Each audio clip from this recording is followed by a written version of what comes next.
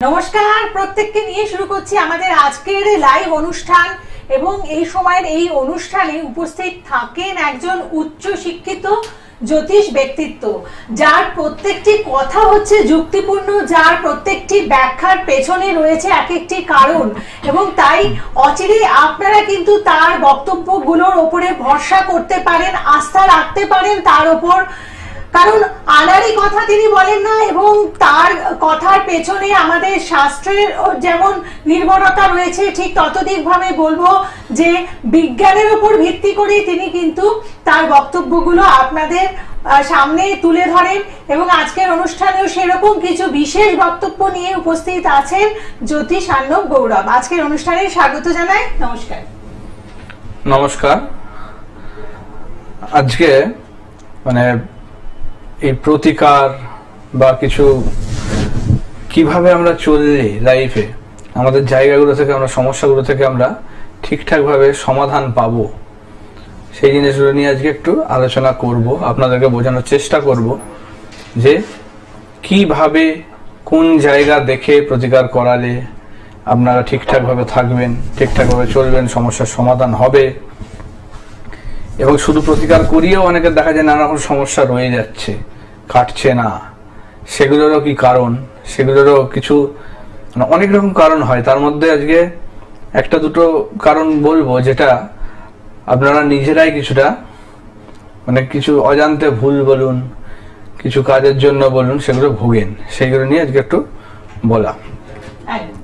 এবং দেখুন, আমাদের কাজ করতে গেলে ভুল তো হবে, এটা খুবই স্বাভাবিক, কিন্তু সেই ভুলগুলো থেকে আমরা কি করে নিজেদেরকে সংশোধন করতে পারবো সেই রকমই কিছু বক্তব্য রয়েছে অনুষ্ঠানে। এবার বিভিন্ন তিথি যেমন থাকে বিভিন্ন কাজের জন্য, সে বিশেষ বিশেষ কিছু কাজের সামনে, যেমন অম্বুবাচী আছে, তার আগে কিছু ভালো কিছু কাজ করা হয়, আগে পরে এই সময়গুলোতে বেশ কাজে লাগানো হয়। সঙ্গে বিপদতারিণী, এরকম নানা রকম ভালো তিথি রয়েছে, যেগুলোতে কিন্তু প্রতিকার করালে যদি সঠিক সমস্যা ধরা যায় তবে গিয়ে কিন্তু সেটা সমাধান করা সম্ভব হয়, এবং সেই প্রতিকারটা কিন্তু আপনার ফলপ্রসূ হয়। তো 22 থেকে 25 তারিখ অমাবস্যা রয়েছে। এই সময় যেমন এর আগের যে সময়টা বিশেষ করে খুব ভালো একটা সময়, যেটাতে কিন্তু যারা শরীর স্বাস্থ্য নিয়ে খুব ভুগছেন, কিংবা ধরুন বাড়িতে খুব অশান্তি ঝামেলা নানা রকম ভাবে, কারোর সঙ্গে কারোর মিল নেই, সেরকম সমস্যায় ভুগছেন, বাস্তুর দোষ আছে কাটাতে চাইছেন, কিংবা ধরুন দুর্নাম বদনাম জুটছে বিভিন্ন ভাবে, আপনার কোনো দোষ না করেও এই ধরনের হচ্ছে, চাকরি ব্যবসায় উন্নতি হচ্ছে না, টাকা পয়সা কিছু থাকছে না, এই ধরনের যে সমস্ত কাজগুলো, এগুলো কিন্তু এই সময়টা খুব ভালোভাবে করা হবে, এবং সেগুলো কিন্তু সাফল্যও কিন্তু খুব বেশি পাওয়া যায়। কারণ ওই যে বললাম, ভালো সময় ভালো তিথি কিন্তু ম্যাটার করে আপনার কাজের জন্য। তো সেগুলো নিয়ে আসছি। কেউ ফোনে আছে, দেখে নি। বলুন, কে আছেন সাথে? নমস্কার। হ্যাঁ নমস্কার। নমস্কারের সাথে আমি কি বলবো, ওনার কাছে একটু ক্ষমা চেয়ে ফোনটা করছি। অ্যাকচুয়ালি আমি ওনার কাছে আগে কৃষ্ণনগর থেকে বলছি, ঠিক আছে? আচ্ছা, আমার মেয়ে জামাই ব্যাপারে এসেছিলাম, এখন আমার জামাইয়ের জন্য একটু বলার আছে। নাম বলুন। জামাইয়ের নাম অমিত সান্যাল। অমিত সান্যাল। 2 বছর আগে আপনার কাছে এসেছিলাম। আচ্ছা, জামাইয়ের ডেট অফ বার্থ বলবো? হ্যাঁ বলুন। 18 জুলাই 1993। 18 জুলাই 1993। সময়? জন্ম মালদাতে, ঠিক আছে?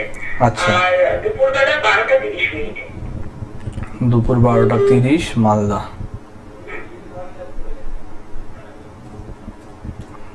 বলুন। হ্যাঁ, তো আমি 2 বছর আগে আপনার কাছে এসেছিলাম যৌতুক বিচারের জন্য, ঠিক আছে? আচ্ছা, বিয়ের বিচার করাতে। হ্যাঁ, মেয়ে জামাইয়ের ছক নিয়ে। তো তখন যার জন্য ক্ষমাটা আমি চেয়ে নিলাম, আবারও ক্ষমা চাচ্ছি আপনার কাছে। আপনি বলেছিলেন অনেকগুলো দোষের মধ্যে একটা বলেছিলেন নারীদের দোষ আছে ওদের। তো সেই ক্ষেত্রে বলেছিলেন এটা না কাটিয়ে নিয়ে দিলে মৃত্যুযোগ অনিবার্য, বিস্তার করে মৃত্যুযোগ অনিবার্য। তো আমি খুব একটা তখন গুরুত্ব দেইনি। 3-4 জনকে দেখানোর পরে ওরা বলেছিল সব মাঙ্গলিক, তো ওই টাকাটি দিয়ে দিয়েছিলাম। এখন কি অবস্থা? সেই জায়গাটায় এখন খুব সমস্যা হয়ে গেছে, তার বিছানায় আমার জামাই এখন। দেখুন, ওর এখন যা কন্ডিশন দেখছি, এখন কিন্তু অলরেডি ও শয্যাশায়ী, রাহু কেতু নিচস্থ অলরেডি শয্যাশায়ী, বিশেষ করে নার্ভের সমস্যার জন্য। কারণ বুধ চন্দ্র এক ঘরে আছে, ওর যেটা সমস্যা মানে নার্ভের সমস্যার জন্য কিন্তু মানে একদম শয্যাশায়ী, হাঁটা চলা সব বন্ধ হয়ে থাকবে এখন যেটা দেখাচ্ছে।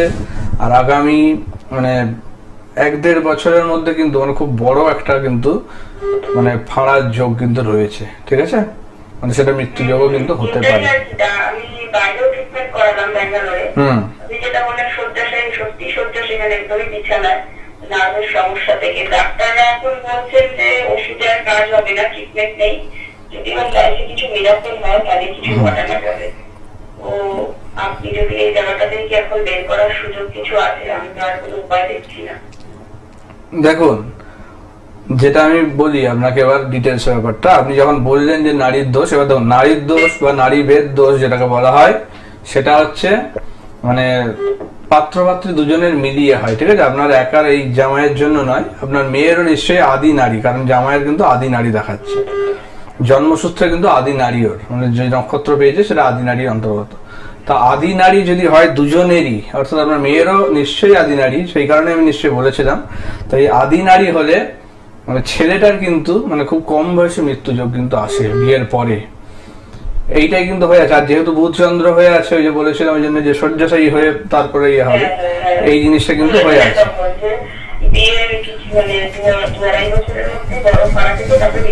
হ্যাঁ, এবার এইটাই হচ্ছে কথা যে আপনি তখন গুরুত্ব দিলেন না, এখন সেটা এসে বলছেন।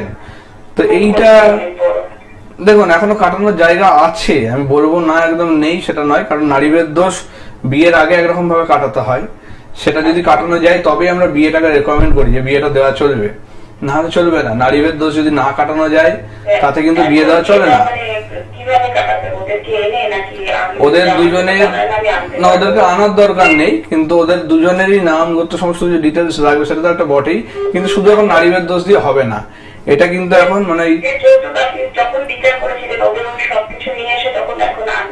হ্যাঁ আনতে হবে সঙ্গে, মানে ওদের এই একটা কাজে হবে না, দুটো কাজ করতে হবে এখন। এখন হচ্ছে মানে ধূমাবতী মানে অর্থাৎ দশ মহাবিদ্যার যে এক দেবী, তার ইয়ে কিন্তু মানে তন্ত্র সাধনার মাধ্যমে কিন্তু এই জিনিসটা করতে হবে, মানে তার তন্ত্রের কাজ না করলে, ক্রিয়া না হলে কিন্তু এই অমঙ্গলটা যাবে না এখন, মানে বিয়ের পরে যেহেতু হয়ে গেছে এখন। আর দেখুন আপনি যখন নিজের ভুল স্বীকার করলেন সেক্ষেত্রে আমি ইয়ে করতে পারি, কিন্তু আমি সাধারণত এই ধরনের মানুষরা করি না যারা আমার উপর ভরসা বিশ্বাস রাখেন। আমার অনেক আপনাদের আমি ফোন খুলেও দেখিয়ে দিতে পারবো, মানে যাদের করবো না বলেছি বারবার আমাকে মানে তারা ফোন করছে প্রতিকার করানোর জন্য, কিন্তু তাদের কিন্তু আমি করিনি, কারণ তাদের আমি দেখেছি যে ভক্তি বিশ্বাসের জায়গায় কিন্তু গলদ রয়েছে। সেটা আপনি আসবেন, আমি সেটাকে দেখবো,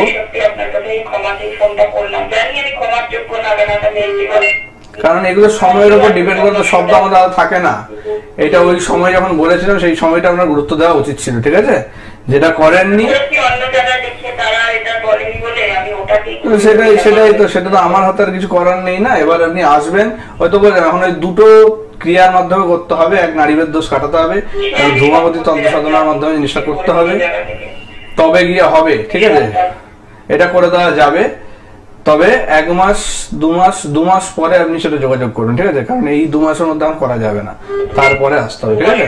2 মাস পরে, হ্যাঁ মানে 2 মাস পরে আসবেন, সেক্ষেত্রে আমি এটা আপনার কাটিয়ে দেওয়ার ব্যবস্থা করবো, ঠিক আছে? আচ্ছা, একদম দেখুন দেরিতে হলেও আপনি জায়গাটা বুঝতে পেরেছেন এবং অনুশোচনা করছেন, তো এটাই আমার বক্তব্য যে যাদেরকে এরকম কিছু বলা হয়, এরকম প্রেডিকশন দেওয়া হয়, আপনারা না এটা খুব খারাপ জায়গা, নারীদের দোষ বা এই যে একজনের কাছে প্রেডিকশন নিয়ে আরো 10 জায়গায় গিয়ে যাচাই করে দেখা, আমি তাদের কাজ করি না। আমি জেনারেলি যারা আমার কাছে ইয়ে করে মানে আবার অন্যান্য জায়গায় বিভিন্ন জায়গায় তাদের মানে নিজেদেরই ঠিক নেই যে কি করবে, তো সেই কারণে কিন্তু এই জিনিসটা দেখুন আমি একা করে দিতে তো হবে না, এটা দৈবিক ব্যাপার, তার আশীর্বাদ দিয়ে সবকিছুই পাবে যদি তারও কিন্তু ভক্তি বিশ্বাস 100% সেখানে থাকে, তবেই আমার উপর বিশ্বাস ভরসা থাকলে তবেই কাজ করাবেন, না হলে আমি করে দিতে পারবো না, এটা আমি বলে দিই। কারণ আমি ভগবান নই, আমি করতে গেলেও আপনারও কিন্তু কর্মফল, আপনারও কিন্তু ভক্তি বিশ্বাস সেটা ম্যাটার করবে, তবে গিয়ে কাজটা করতে পারবো। কেউ আছেন দেখেন, বলুন কে আছেন? নমস্কার। হ্যাঁ বলুন। হ্যাঁ নমস্কার, বলুন কে বলছেন? নমস্কার, বলছি তো আমার ছেলে তো আমাকে জানতে চায়। আচ্ছা, কোথা থেকে ফোন করছেন? কে বলছেন? হ্যালো, হ্যাঁ শুনতে পাচ্ছি, বলুন। তার বলছি। আপনি টিভি আমি থেকে বলছি। আপনি টিভি দিয়ে এটা মিউট করুন, দিয়ে কথা বলুন। হ্যাঁ, আমি বলছি, কালনা থেকে বলছি। কালনা থেকে। ছেলের কার নাম ব্যাপারে বলুন। জানবেন? ছেলে- ছেলের নাম নাম আর ডেট অফ বার্থ বলুন তাড়াতাড়ি। 5/10/1997। এটা কে বলছেন? ছেলে বাবা। ও আচ্ছা, নাম কি ছেলের ছেলের? বাবাও রয়েছেন। বলুন আরেকবার ডেট অফ বার্থটা।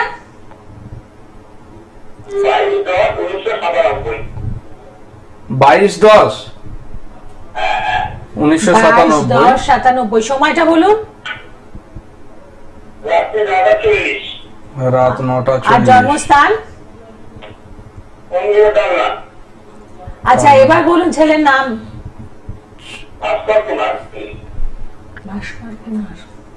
আচ্ছা, আপনারা কজন মিলে দেখছেন অনুষ্ঠান? হ্যালো, আমি বলছি অনুষ্ঠানটা কজন মিলে দেখছেন? হ্যাঁ, কতজন দেখছেন আজকের অনুষ্ঠান? বলুন না। তো সাউন্ডের কিছু একটা প্রবলেম হচ্ছে। আপনি টিভি সাউন্ড বন্ধ করেছেন? হ্যাঁ, আমি অনেক টিভিতে অনেক ঘুরে চলে দেখছি তো। বুধবারে জন্ম। হ্যাঁ, বুধবারে যাবো। আচ্ছা, 22/10/1997, রাত 9:40, কালনা। মিথুন লগ্ন, মিথুন রাশি, দেবগণ, পুনর্বসু নক্ষত্রের তৃতীয় চরণ, মঙ্গল সক্ষেত্রী। আচ্ছা, ওর এখন চলছে বুধের দশা। বুধের দশায় শুক্রের অন্তর্দশা, বুধ শুক্র। আচ্ছা,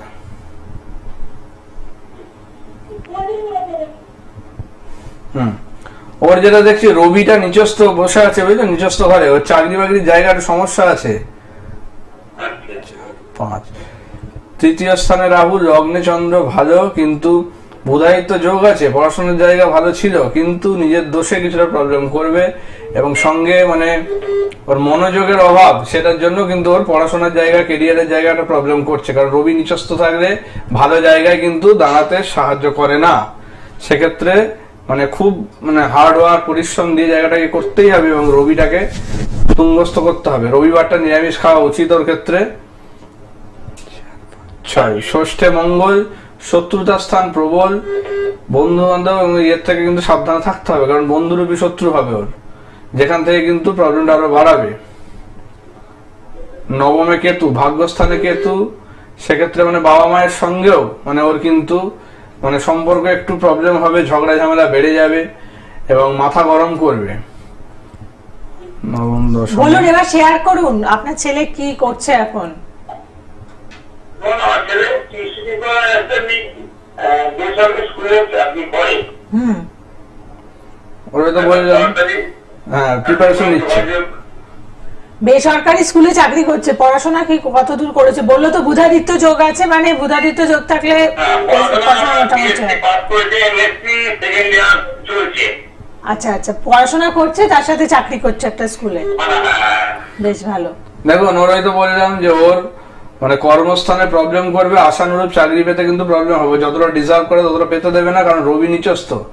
রবি নিচস্থ থাকলে তার কিন্তু মান সম্মান মানে একটা ভালো জায়গায় দাঁড়াতে কিন্তু সাহায্য করে না, সেটা একটা। এবং নবম স্থানে কেতু, ভাগ্যস্থানে কেতু এমনি ভাগ্যটাকে ডাউন করে, ও যতটা প্রাপ্য ততটা পাবে না, এইটা কিন্তু সমস্যার জায়গা হয়ে আছে। ঠিক আছে, এই দুটো জায়গা ঠিক করলে ওর কিন্তু ভালো ইয়ে হবে। আর নবমে কেতুর জন্য প্রথম বিয়ে টেকে না, সেক্ষেত্রে মানে বিয়ের ইয়েটাও কিন্তু দেখে শুনে দিতে হবে। প্রথম বিয়ে না হলে কিন্তু টিকবে না। ঠিক আছে,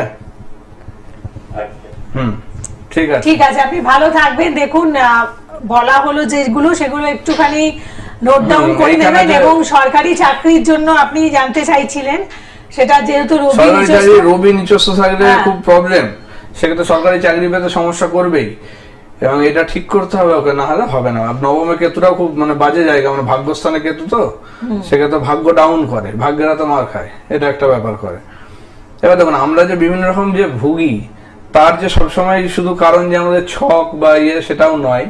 অনেক ক্ষেত্রে বাইরে থেকে বিভিন্ন রকম ক্ষতি বলুন, হিংসা বলুন, সেখান থেকে নানা রকমই আসে। এবার ধরুন আমাদের নিজের কর্মফলও কিন্তু সেখানে অনেকটা যুক্ত থাকে। মানে আমি একটা মানুষকে কিভাবে ট্রিট করছি, কিভাবে তাকে মানে সম্মান দিচ্ছি, কি করছি, বা কতটা তাকে দুঃখ কষ্ট কাউকে দিচ্ছি নাকি, এই জায়গাগুলো কিন্তু ম্যাটার করে। কারণ দীর্ঘশ্বাস যখন পড়ছে না, সেটা যদি আপনার কারণে হয় বিশেষ করে, সেটা কিন্তু আপনার কর্মফলকে কিন্তু মানে সেটা প্রবলেম করে। অর্থাৎ সেক্ষেত্রে আপনারও কিছু ভালো জিনিস পেতে, সাফল্য পেতে আপনাকে কিন্তু সেটা বাধা দেবে এবং আপনার প্রবলেমকে আরো বাড়িয়ে দেবে যদি আপনি নিজের কর্মফল ভালো না রাখেন, সৎভাবে না চলেন এবং মানুষের মানে হিত কার্য বা ইয়ে না করেন। সেক্ষেত্রে খারাপ না করতে হবে, ভালো করুন, অন্তত খারাপ যাতে না হয় সেটা একটু খেয়াল রাখবেন। তাতে কিন্তু আপনার কর্মফল আপনার সঙ্গ দেবে এবং তাতে আপনার যে কোনো কিছু প্রতিকার করাতে এবং ফল পেতে সেটা কিন্তু সাহায্য করবে।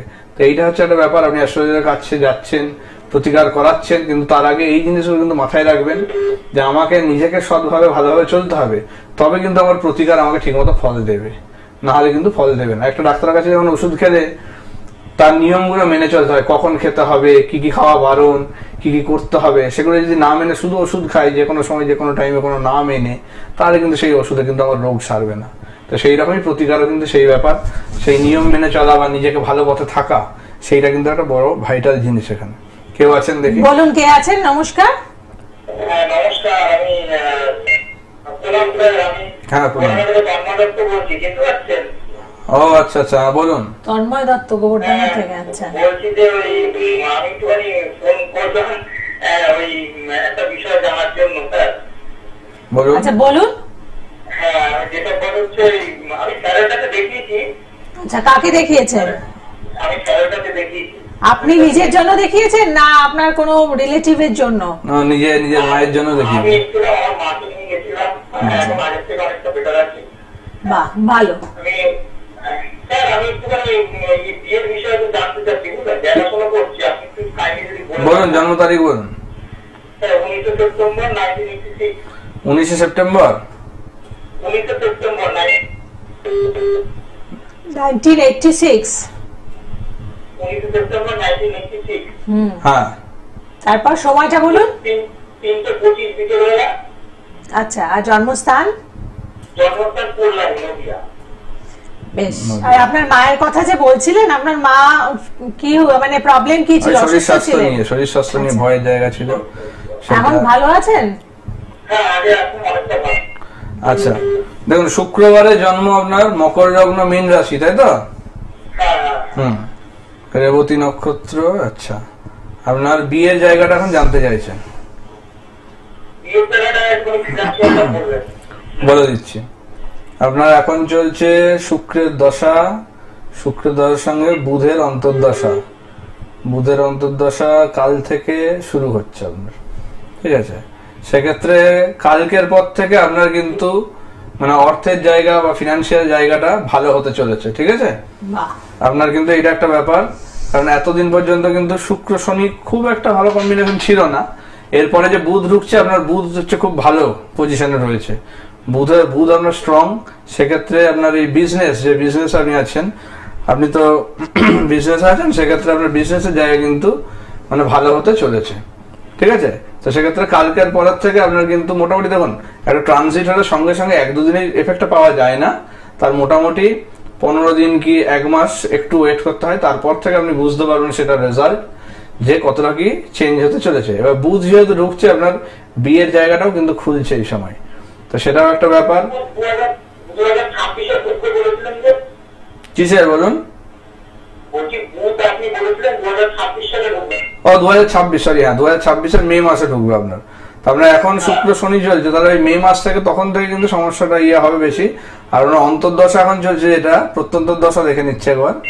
প্রত্যন্তর দশা আপনার এখন চলছে শনির সঙ্গে বৃহস্পতি,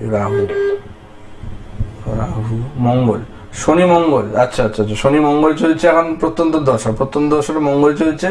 তাহলে রাহুর ইয়েটা থেকে কিছুটা বেটার দেবে, ঠিক আছে? জুলাই মাসের পর থেকে কিছুটা বেটার পাবেন, 7ই জুলাই। তারপর থেকে আপনার বিয়ের যোগ শুরু হচ্ছে 7ই জুলাই থেকে।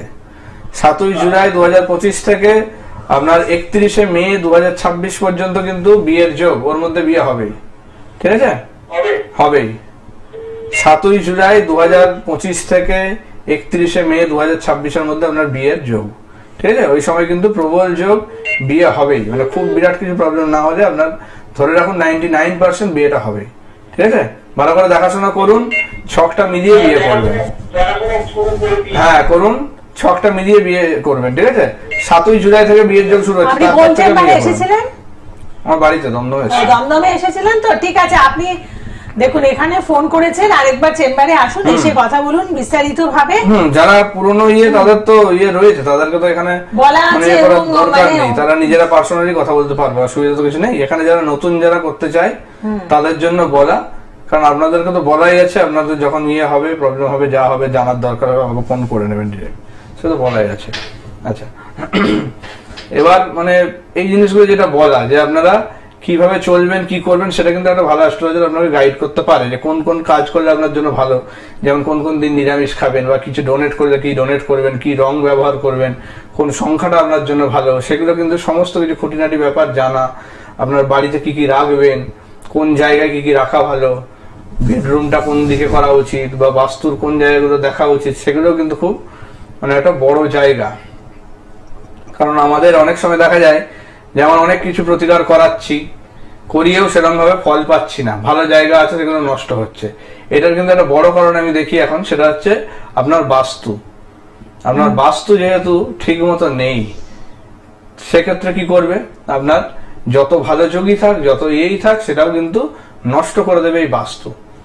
এই বাস্তু কিন্তু একটা বড় ভাইটাল জায়গা মানে নিয়ে বসে থাকে আমাদের তো সেই জন্যই মানে আমাদের খেয়াল রাখতে হবে যে আমাদের বাস্তুটা ঠিক আছে নাকি, সেটা কিন্তু ভালো অ্যাস্ট্রোলজারকে দেখিয়ে ঠিক করতে হবে। বাস্তুর ব্যাপারে কিন্তু সবাই কিন্তু খুব একটা জানে না, সেটা একটু ভালো করে যাচাই করে দেখে নিয়ে করবেন, কারণ বাস্তুর বিভিন্ন দিক, বিভিন্ন অ্যাঙ্গেল সবকিছু দেখা উচিত।